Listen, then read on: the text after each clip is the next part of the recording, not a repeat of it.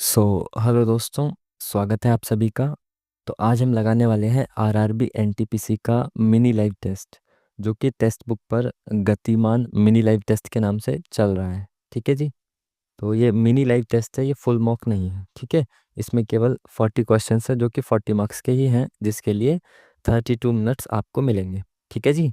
तो जैसा कि आप सभी लोग जानते हैं, और जो लोग नहीं जानते मैं उनको बता देता हूँ कि मैं यहाँ आपके सामने ही इस लाइव टेस्ट को सॉल्व करूँगा।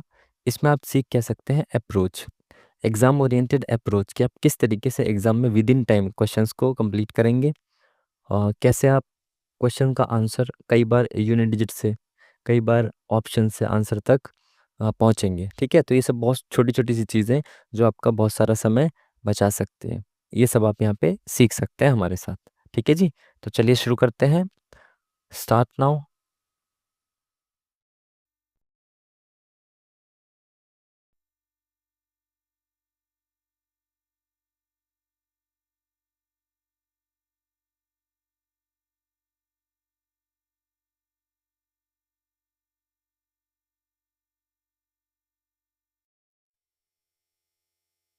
चलिए। तो फर्स्ट ऑफ ऑल मैं आपको बता दूं कि जैसे ये मेरा मार्कर आएगा ना, ये मेरा नकली सा सॉफ्टवेयर है, इसका ये जो मार्कर है, कहाँ गया भाई? आ, ये मार्कर आएगा, जैसे ही आपको यहाँ पे टाइम रुका हुआ दिखेगा। क्यों? क्योंकि जो मार्कर है ना, ये स्क्रीन पॉज होने के बाद चलता है। ठीक है। जैसे ये मार्कर आता है, स्क्रीन पॉज हो जाती है, उसके बाद ये काम करना शुरू करता है। ठीक है। तो जैसे ही मैं इसको हटा दूंगा, आप देख रहे हैं ये टाइम वापस हो गया। ठीक है जी। तो टाइम चल रहा होता है, बस ये स्क्रीन पॉज होने की वजह से आपको रुका हुआ दिखाई देगा मार्कर आने के बाद। ठीक है जी। तो चलिए फर्स्ट क्वेश्चन के साथ शुरू करते हैं। इंग्लिश में पढ़ लें, हिंदी में पढ़ लें क्वेश्चन को? ये बोल रहा है ये वाली जो आकृति है ना, ये वाली आकृति, ये नीचे इनमें से किस में है? तो सबसे पहले मैं इसको देखता हूँ, ये रेक्टेंगल है जो आयत है, इसको देखने की कोशिश करता हूँ। इसमें दिख रहा है ये आयत। ठीक है। ये ऊपर वाली लाइन भी दिख रही है, और ये इधर वाली लाइन भी दिख रही है, बीच में आयत भी है, तो ये सेकंड वाला ऑप्शन करेक्ट हो गया। इसमें दिख रही है आपको ये आकृति। चलिए नेक्स्ट क्वेश्चन इंग्लिश में देखें और फिर हिंदी में देखें। इसने क्या बोला? एक वस्तु के क्रय मूल्य में 20% की वृद्धि की जाती है, और फिर प्रत्येक 7.5 की दो क्रमिक छूट सक्सेसिव डिस्काउंट दिए जाते हैं। वस्तु का विक्रय मूल्य ज्ञात कीजिए। तो भाई कॉस्ट प्राइस में पहले इसने 20% का, मैंने माना कॉस्ट प्राइस था 100 रुपीज़। ठीक है। तो पहले इसने क्या किया, इसमें 20% की वृद्धि की, मतलब अब कितना हो गया? 120 हो गया। ठीक है। उसके बाद इसने दो छूट दे दी 7.5% की। तो आपको पता है 7.5% कितना होता है? 3/40। कैसे? इसको परसेंट हटा के नीचे 100 लगाएंगे, ये पॉइंट हटा के नीचे 0 लगाएंगे। 25 × 75, 25 × 100, 100 0, तो 3/40। तो पहले इसमें 3/40 का डिस्काउंट देगा ये। तो मैंने इससे हटाया 4 × 12, तो 9 रुपये का डिस्काउंट मिलेगा। ठीक है ना। अब वो दो छूट दे रहा है, पहले मैंने इसमें 20% का इंक्रीज कर लिया, अब उसके बाद दो 7.5% की दो छूट देनी है मेरे को, तो इसमें 9 रुपये की छूट मिल गई। तो 120 रुपये में से 9 रुपये की छूट मिल गई, तो कितना बचा? 111 रुपये। ठीक है। अगेन इस पे दो बार छूट देगा ना, तो अगेन इस पे 3/40 की छूट देगा, तो ये कितना हो गया? 333/40। तो 4 से अगर मैं इसको काटूं तो 4 × 8 = 32, एक इधर गया, तो 4 × 3 = 12 पॉइंट, एक बचा ना, तो 4 दूनी 8 और 4 पंजे 20, ये बचा ना। 4 × 1 = 4, 4 × 8 = 32, 4 × 3 = 12, इधर गया एक बचा, तो 4 दूनी 8, 4 पंजे 20। ठीक है। अब नीचे 10 बचा था, तो एक के बाद और पॉइंट आ गए यहाँ पे। ठीक है। तो अब मेरे को 111 में से 8.325 घटाना है ना। 111 पे अगेन मैंने 3/40 की छूट दी है, तो इसमें से 8 रुपये की छूट मिल गई, 8.325 की छूट मिल गई, तो कितना बचा? 8 और 3 11, तो 102.675। ठीक है। तो पूछा गया इसने विक्रय मूल्य ज्ञात कीजिए। विक्रय मूल्य ऑप्शन दे रखा है, क्रय मूल्य से इतना कम इतना ज़्यादा। तो ये कॉस्ट प्राइस 100 रुपये था, 100 रुपये से कितना ज़्यादा है? 2.675%। तो क्रय मूल्य से ज़्यादा है 2.675%। ठीक है। इसमें हमने सक्सेसिव का फॉर्मूला क्यों नहीं लगाया? क्योंकि पॉइंट में जो सक्सेसिव का फॉर्मूला है वो बहुत ज़्यादा आपको कैलकुलेटिव पड़ जाता है, इसलिए हमने सीधा सिंपल तरीके से इसको सॉल्व करने की कोशिश की है। ठीक है जी। चलिए इसमें करना क्या होता है, आपको पहले फर्स्ट से फर्स्ट का और फिर फर्स्ट से लास्ट का लिंक देखेंगे, और उस हिसाब से चेक करना है आपको। ठीक है। तो एक बार चेक करते हैं। सी से एच पे जाना है, तो C D E F G H +5। ठीक है। ए से जेड पे -1, LM-1, OPGHNO, WRSTUVW, इसमें +5। अच्छा, इसने क्या किया, बहुत बढ़िया क्वेश्चन दे दिया, फर्स्ट में +5 और लास्ट में +5, बाकी सब में -1 -1 -1, ऐसे किया इसने। ठीक है। वॉविल और कॉन्सोनेंट का तो कोई सीन नहीं है ना, नहीं, दोनों कॉन्सोनेंट है, बिल्कुल ठीक है। तो इसमें फर्स्ट में +5, 6 5 11, बिल्कुल। इसमें +5 19, बिल्कुल। और बाकी सब में -1, ZARSSTDE, ठीक है। तो इसमें +5 करेंगे तो कितना आ जाएगा, NOPQRS, ऐसा आ जाएगा। ठीक है। तो एन में +5 किया तो एस आएगा, तो ये ऑप्शन खत्म, ये ऑप्शन खत्म, एस से शुरू होगा वो। ए में -1 करेंगे, जेड आएगा, जेड आएगा। टी में -1 करेंगे, एस आएगा, एस आएगा। आई में -1 करेंगे, एच आएगा, एच आई होता है ना। तो ये ऑप्शन भी खत्म। बस यहीं तक चेक करना है, आगे बढ़ जाओ। 3 ऑप्शन एलिमिनेट हो गए ना, तो हमारा आंसर आ गया। आगे चेक ही नहीं करना। इंग्लिश में देख लो इसको। और इसमें इंग्लिश में क्या ही देखना है, इस क्वेश्चन में आपको पता है सीरीज दे रखी है, क्वेश्चन मार्क की जगह जगह पे क्या है ये बताना है आपको। तो एज सच कोई बहुत बड़ी वैल्यू नहीं हो रही, तो डिफरेंस देखेंगे पहले, +3 का डिफरेंस। इसमें कितना हो गया, 4 और 5 9, +9 का डिफरेंस।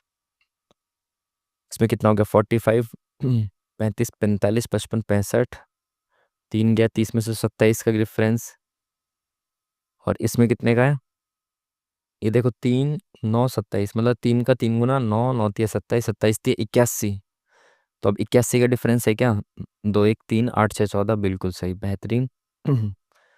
81 का डिफरेंस है। इसने क्या किया हुआ है कि पहले जितना डिफरेंस था उसका ×3 अगले में है, फिर उसका ×3 अगले में, फिर इसका ×3 अगले में, फिर इसका भी ×3 अगले में होगा, यानी कि कितना होगा, 2 4 3, 243।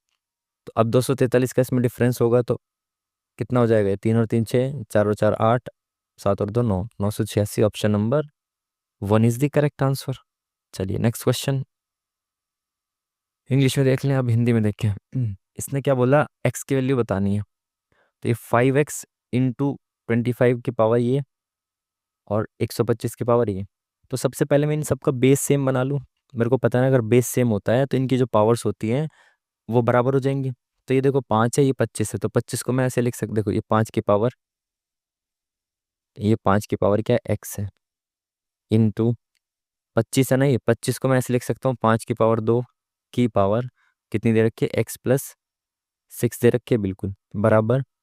125 की पावर ये है, तो 125 को अगर 5 में तोड़ूंगा तो 5 की क्यूब होता है 125, 5 पंजे 25 पंजे 125। तो मैं ऐसे लिख सकता हूँ कि 5 की पावर 3 इंटू 2x+9। सबका बेस सेम बन गया, 5 5 5।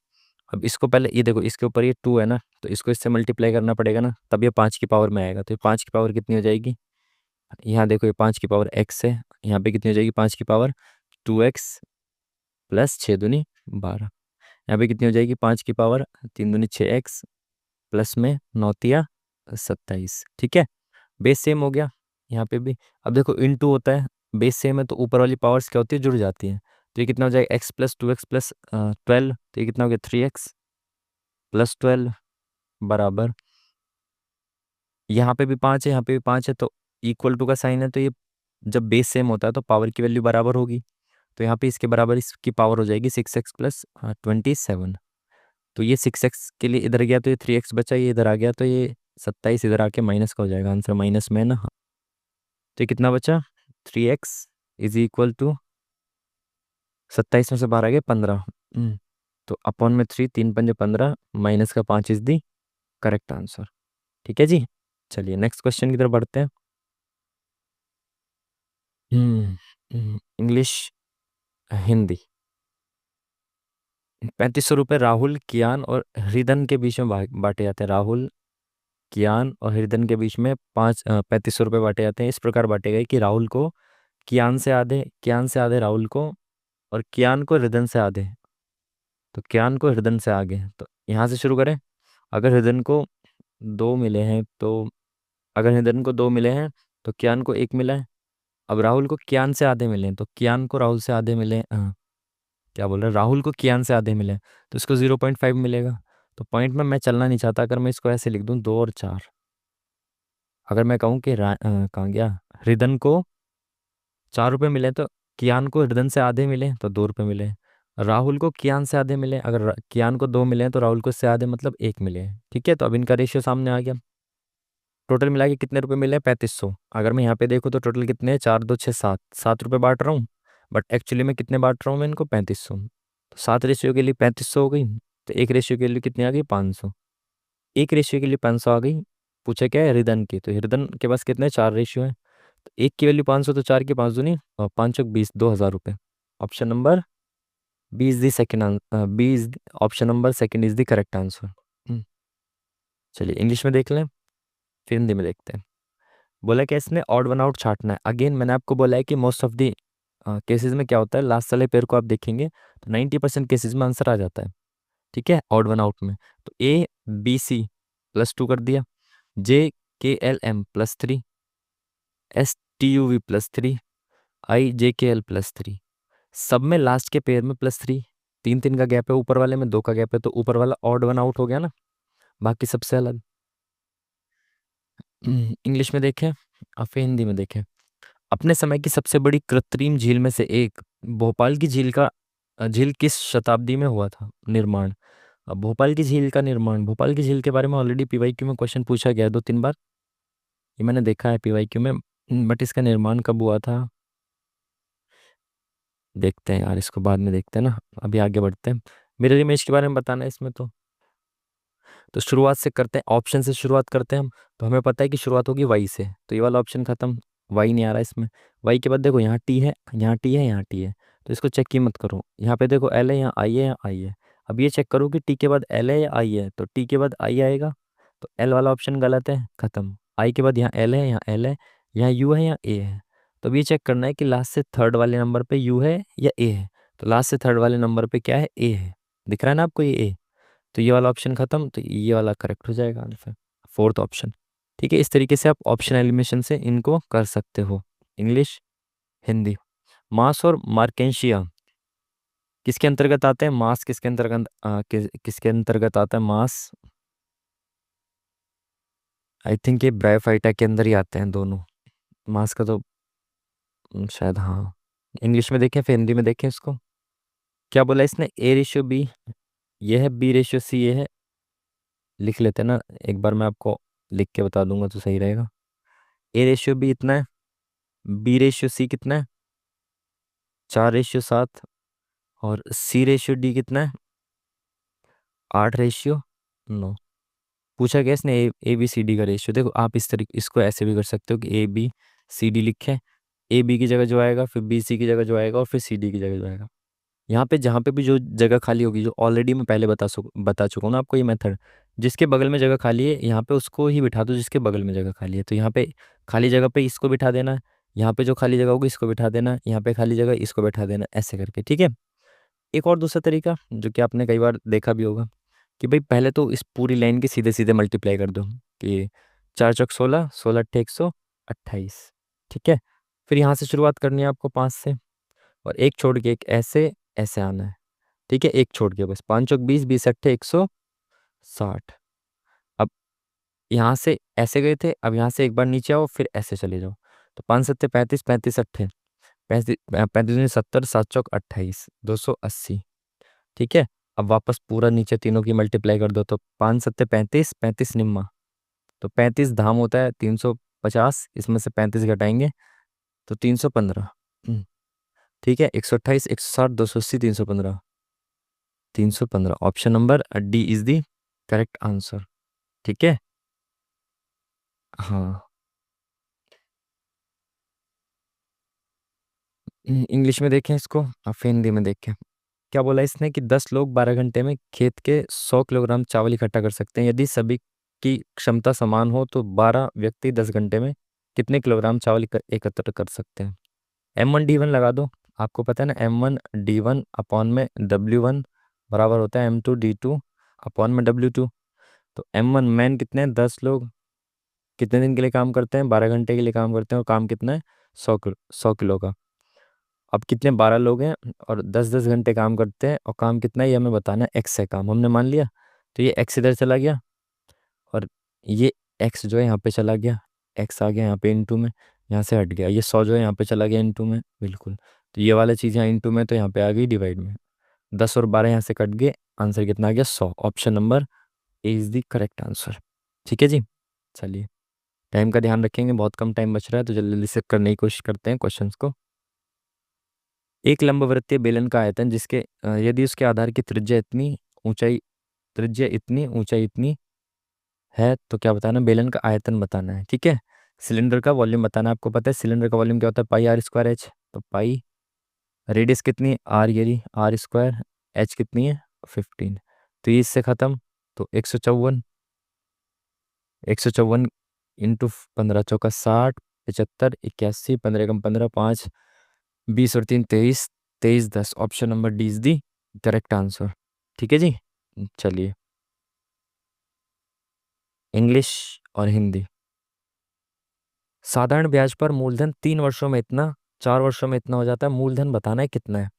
3 वर्ष में इतना हो रहा है, 4 वर्ष में इतना साधारण ब्याज है। तो मैं 1 वर्ष का देख सकता हूँ। 3 वर्ष में 1200 हो रहा है, 4 वर्ष में इतना हो रहा है, तो 1 वर्ष का ब्याज कितना मिल रहा है मेरे को, 150 रुपये मिल रहा है। 1 वर्ष का ब्याज 150 मिल रहा है, तो 3 वर्ष में कितना ब्याज मिल गया होगा इस 1200 में, 450 रुपये ब्याज होगा इसमें। अगर 1200 रुपये में 450 रुपये ब्याज है, तो ब्याज हटा दो तो मूलधन आ जाएगा ना, तो ब्याज हटाने के बाद मूलधन कितना बचेगा, 750, है ना, 8 4 12। Option number D is the correct answer. ठीक है। 3 साल का ब्याज हटा दिया मैंने, उसमें मूलधन पता चल जाएगा। देश की प्राचीन झीलों में से एक लेंदिया तालाब किस शहर में, लेंदिया तालाब भाई, अभी शायद भोपाल की झील का ही आया था ना क्वेश्चन पीछे। लेंदिया तालाब भी भोपाल में ही है आई थिंक। ताजमहल आगरा शहर में डैश नदी के तट पर है। ताजमहल सबको पता है यमुना नदी के तट पर है। ठीक है। कौन सा भारतीय वित्तीय संस्थान शेयर बाजार में निवेशकों की सुरक्षा करता है। तो आई थिंक वो सेबी होता है ना, निवेशकों के लिए होता है सेबी। ठीक है। Securities and exchange board of India, प्रतिभूति और विनियमन बोर्ड। ठीक है जी। चलिए, नेक्स्ट क्वेश्चन इंग्लिश में देखें, हिंदी में देखें। बोल क्या रहा है, वांटेड को ऐसे लिखा जाता है और वांट को ऐसे लिखा जाता है। तो इसी कूट भाषा में आर के लिए क्या आएगा, आर के लिए, इस आर के लिए, खाली आर के लिए पूछा है इसने। तो आर इसमें है, आर इसमें नहीं है, तो आर केवल इसमें होगा, बाकी सब चीज़ें इसमें है क्या, WANED, WANED बिल्कुल ठीक है। देखो इसमें आर अलग है और इसमें WANED और WAT, इसमें टी अलग है ना। वार्न, WARNED, देखो इसमें टी अलग है और इसमें आर अलग है। ठीक है। तो इन दोनों में एक एक शब्द अलग है, तो एक ही कोड अलग होगा। देखो दो इसमें है तो दो इसमें भी है, चार इसमें है, चार इसमें भी है, एक इसमें है, एक इसमें भी है, पांच इसमें है, पांच इसमें भी है, दो ऑलरेडी देख लिया हमने, हाँ, सात इसमें है, सात इसमें भी है, तीन इसमें है, तीन इसमें नहीं है, और आठ इसमें नहीं है। ठीक है। तो यहाँ पे तीन अलग है, तो तीन होगा टी का कोड, और यहाँ पे आठ अलग है, तो आठ यहाँ पे इस अलग वाले का यानी कि आर का कोड होगा। ठीक है। Option number D is the correct answer. समझ पा रहे हो ना आप, एक ही अल्फाबेट अलग है तो दोनों में एक ही कोड अलग अलग होगा। ठीक है। एक सप्ताह में चाय के एक बैग का वजन इतना इतना इतना इतना है, तो परिसर बताना। परिसर आप समझते हो, रेंज। तो रेंज बराबर होती है highest value minus minimum value. ठीक है। तो हाईएस्ट इसमें कितना है 360, और लोएस्ट कितना है, लोएस्ट आपको दिख रहा है कितना है इसमें, 270 दिख रहा हो तो नहीं है ना नीचे कुछ, नहीं, तो -270। तो 6 और 3 9, option number C is the correct answer. चलिए, नेक्स्ट क्वेश्चन इंग्लिश में देख लें आप, हिंदी में देख लें। बोल क्या रहा है इसमें, ऑड वन आउट के लिए बोल रहे हैं, है ना, समूह से संबंधित नहीं है। तो ये 3 × 4, 3 × 12, 14 × 56 तो नहीं है, 11 × 5 = भी नहीं है। ये स्क्वायर है इसका, 11 का स्क्वायर 121 प्लस कितना है 11 जोड़ दिया इसमें, है ना। ये 5 का स्क्वायर है 25 प्लस 5 जोड़ दिया। ठीक है। 14 का स्क्वायर है 196 प्लस कितना जोड़ दिया इसने, 14 नहीं जोड़ा ना, 24 जोड़ दिया। और ये 3 का स्क्वायर है 9 + 3, जिसका स्क्वायर है उसमें वही संख्या जोड़ दी है इसने। तो इसमें ऐसा नहीं हुआ सेकंड वाले में, इसने इसका 14 का स्क्वायर करके इसमें 24 जोड़ दिया। है ना, तो यहाँ पे 210 आना चाहिए था, तो ये वाला ऑड है। बाकी सब में इसने क्या किया, स्क्वायर करके वही संख्या एक बार जोड़ दी है। ठीक है जी। चलिए नेक्स्ट क्वेश्चन, इंग्लिश में देख लें आप इसको और फिर हिंदी में देखते हैं। इसने क्या बोला, एक दुकानदार एक वस्तु को इतने रुपए में बेचता है, उसका सेलिंग प्राइस ये है और मार्क प्राइस उसका ये है, उसके द्वारा दी गई छूट क्या है ये बताना है। ठीक है, छूट कितने की, देखो इतने रुपए में कोई चीज़ बेची, मार्क प्राइस इतना था, तो मार्क प्राइस पे तो छूट दी जाती है। तो 6,000 रुपये पे कितनी छूट दी गई है, देखो 6,000 रुपये पे छूट दी गई है, कितने रुपए की छूट दी गई, 5,000, तो 1,000, 1,350, है ना। Mark price minus selling price ही तो छूट होती है, और इंटू 100 करेंगे तो परसेंट आ जाएगा, तो 2 जीरो से 2 जीरो, ये जीरो से जीरो, 6 दूनी 12, 6 दूनी 12, 6 पंजे 30, option number D is the correct answer. चलिए नेक्स्ट क्वेश्चन की तरफ बढ़ते हैं जल्दी से। इंग्लिश में देख लीजिए आप इसको और फिर हिंदी में देख लेते हैं। क्या बोल रहा है कि एक निश्चित प्रकार से 16 जो है एक निश्चित प्रकार से 85 से संबंधित है, तो 16 को 85 लिख रहे हैं, 26 को 135 लिख रहे हैं, तो उसी हिसाब से 37 को क्या लिखेंगे। तो 16 पंजे 80 इंटू 5 प्लस 5 दिख रहा है मेरे को ये, 26 पंजे 130 प्लस 5, है ना, इंटू 5 प्लस 5 इंटू 5 प्लस 5, तो इसमें इंटू 5 करूँ तो कितना हो जाएगा, 5 से 15 और 7 पंजे 35, 185 और plus 5 190, option number 1 is the correct answer. चलिए नेक्स्ट क्वेश्चन, इंग्लिश में देखें फिर हिंदी में देखें। किस उपकरण का उपयोग वायु या गैस की आर्द्रता को मापने के लिए किया जाता है। गैस की आर्द्रता को मापने के लिए किया जाता है हाइग्रोमीटर, एनीमोमीटर तो नहीं होगा, और हाइड्रोमीटर भी नहीं होगा, आई थिंक हाइग्रोमीटर ही होता है। इंग्लिश में देखें फिर हिंदी में देखें। विश्व प्रसन्नता रिपोर्ट 2024 के अनुसार प्रसन्नता की स्थिति में कौन सा देश विश्व के सबसे निचले स्थान पर है। ये करंट अफेयर का भी पता कुछ है नहीं मुझे, पढ़ नहीं रहा हूँ बिल्कुल भी करंट अफेयर वगैरह। इसने क्या बोला, एक वस्तु का मूल्य उत्पादन लागत से 40% अधिक तय किया गया है। तो उत्पादन लागत मतलब कॉस्ट प्राइस, तो कोई किसी चीज़ का मान लो कॉस्ट प्राइस 100 रुपये था, तो उसका जो मूल्य है मतलब सेलिंग प्राइस, जो उसने क्या बोला कि सेलिंग प्राइस नहीं, उसका मतलब उसने मूल्य जो रखा है वो 40% अधिक रखा है। तो उसने कहा कि मैं इसको 140 रुपये में बेचूंगा, 100 रुपये की चीज़ में 40% बढ़ा दिया।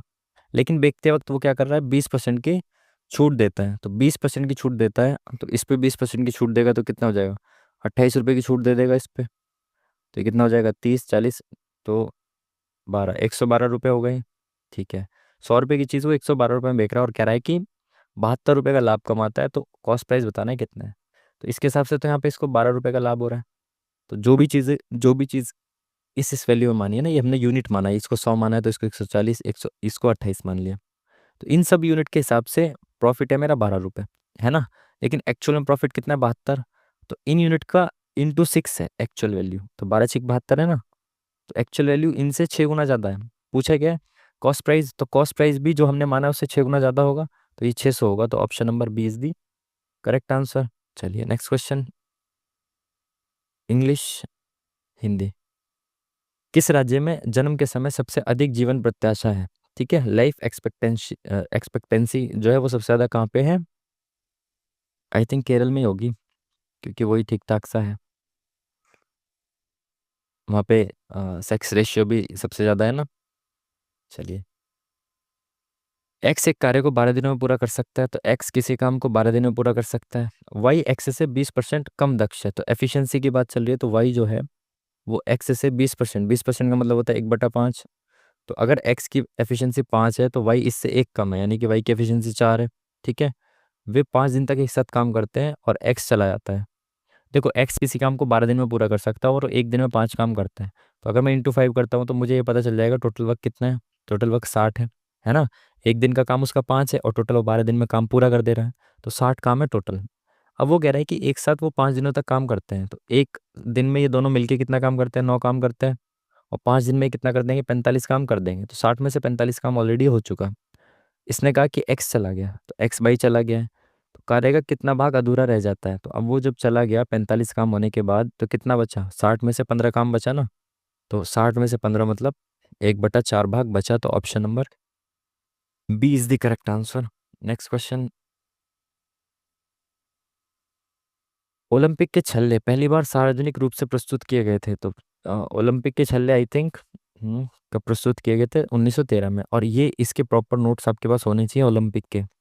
और जहाँ तक कि अभी मैं एनटीपीसी के लिए जो है आपके लिए जीके वगैरह के लिए प्लान कर रहा हूँ बहुत चीज़ें, तो उसमें भी मैंने ओलंपिक को अच्छे से कवर कराने की पूरी कोशिश की है। तो अब वो देखता हूँ कब तक कंप्लीट हो पाएगा, कब तक मैं उसको अपलोड करूँगा, क्योंकि ओलंपिक से क्वेश्चन रेलवे में आ ही रहा है। मैंने एनटीपीसी के पिछले जो पीवाई क्यूज हैं उसको भी देखा है, तो उसमें आपको देखने को मिलेगा क्वेश्चन उससे ओलंपिक से। ठीक है जी। चलिए, निम्न में से कौन अशोक के शासन के तहत एक प्रांतीय राजधानी थी? तक्षशिला और उज्जैन। आई थिंक चार प्रांत थे ना, तो चार प्रांत की राजधानियां थी, तो ये तक्षशिला आई थिंक उत्तर की थी या किसकी थी, उज्जैन शायद पूर्व की थी। पर ये दोनों राजधानियां तो थी, तो इन दोनों की राजधानी ये थी। द फेमस फाइव डैश के द्वारा लिखा साहसिक उपन्यासों का एक सेट है। ये फेमस फाइव यार, इसका नाम तो पीवाईक्यू में पढ़ा है, बट नहीं रिकॉल कर पा रहा किसने लिखा है। देखते हैं अब इसको, है ना। नेक्स्ट क्वेश्चन देखते हैं। जीवाश्म ईंधन, इंग्लिश वाले पढ़ने वाले इसको। जीवाश्म ईंधन जलने से होने वाले प्रदूषण को कम करने के तरीके की पहचान कीजिए। कैसे प्रदूषण को कम किया जा सकता है जीवाश्म ईंधन के जलने से जो होता है? जलने का तापमान कम करके, ऐसा तो कुछ नहीं है। दहन प्रक्रिया की दक्षता में वृद्धि करके, में भी हो सकता है। कार्बन अणुओं की संख्या में वृद्धि करके, तो बढ़ जाएगा। गुप्त ऊष्मा को कम करके, ये भी कैसे हो सकता है भाई? आई थिंक दहन प्रक्रिया की दक्षता में वृद्धि करके, कि उसमें जो, सॉरी, जो उसका दहन होता है वो पूरी तरीके से प्रॉपर हो पाए, है ना, जिससे कि धुआं वगैरह की पोल्यूशन ना हो। आई थिंक सेकंड हो सकता है। नेक्स्ट क्वेश्चन, इंग्लिश में देखें, हिंदी में देखें।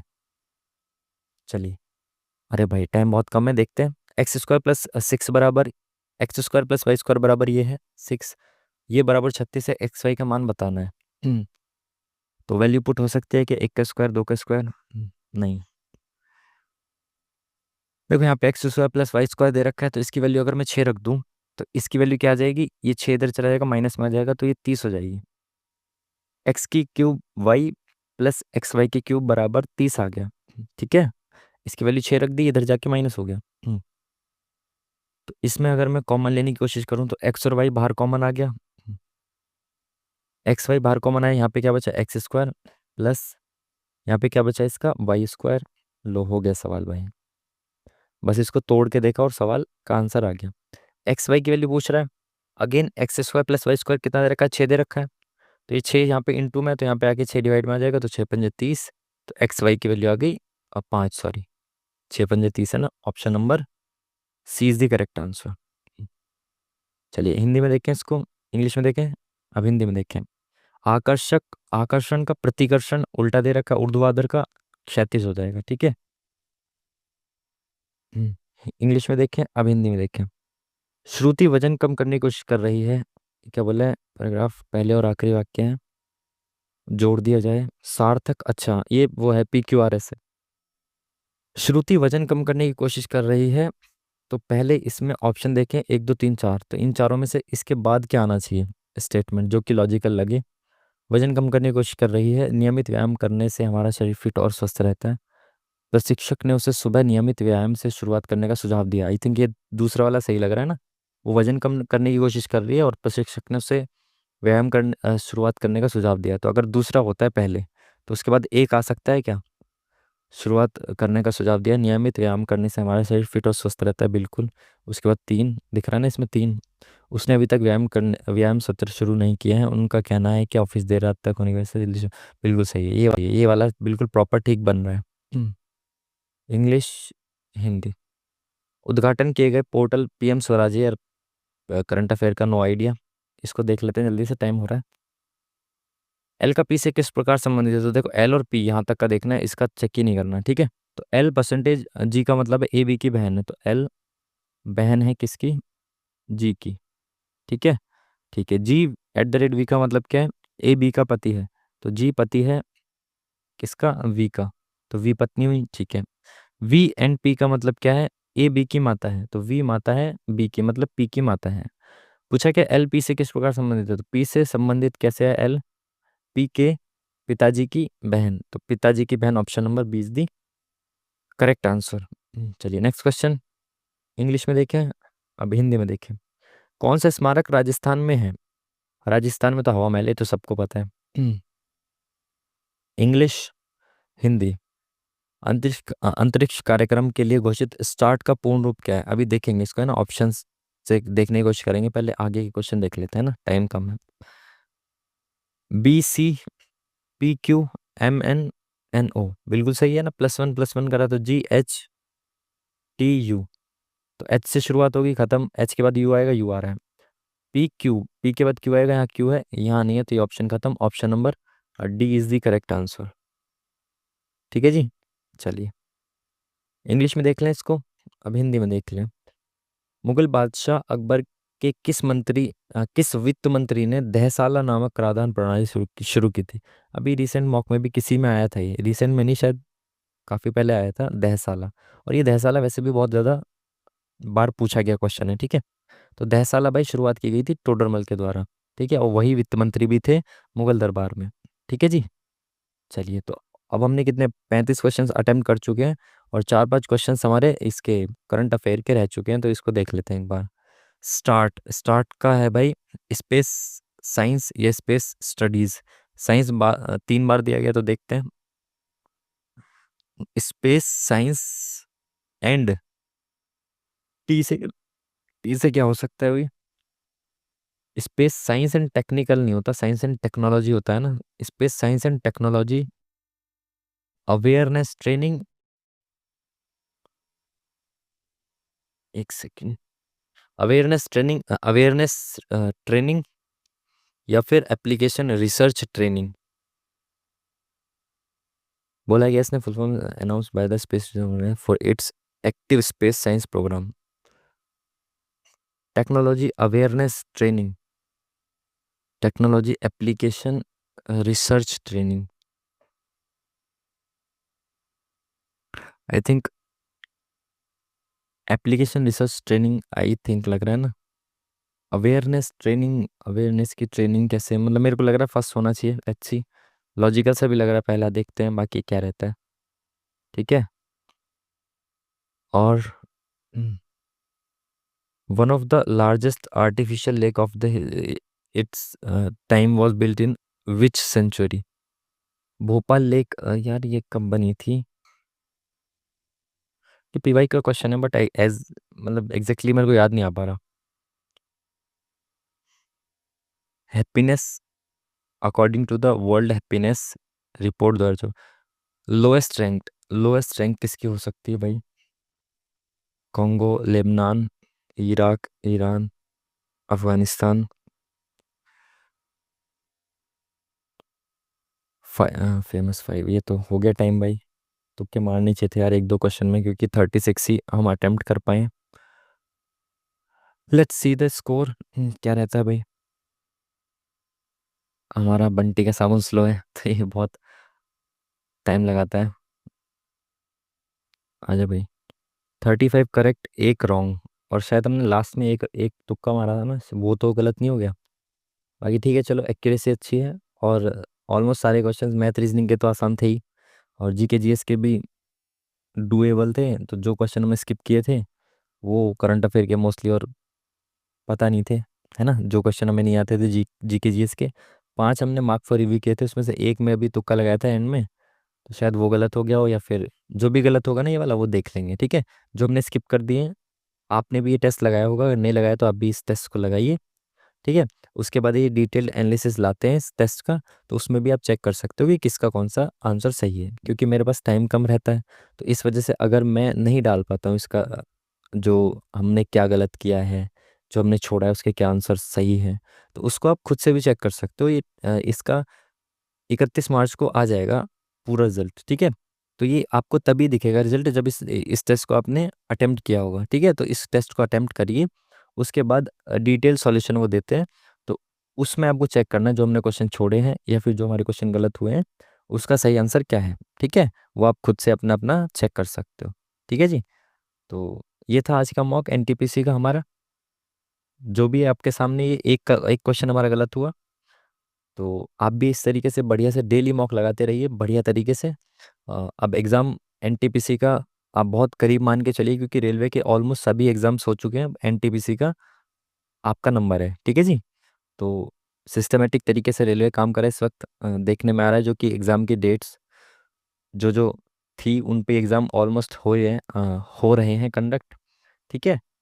तो एनटीपीसी का भी जल्दी ही आपको देखने को मिल सकता है, 1.5-2 महीने के अंदर। तो बढ़िया से मॉक लगाते रहिए और पढ़ाई करते रहिए, ठीक है। तो मिलेंगे फिर आपसे नेक्स्ट वीडियो में, नेक्स्ट मॉक में। तब तक के लिए थैंक यू वेरी मच। नमस्कार।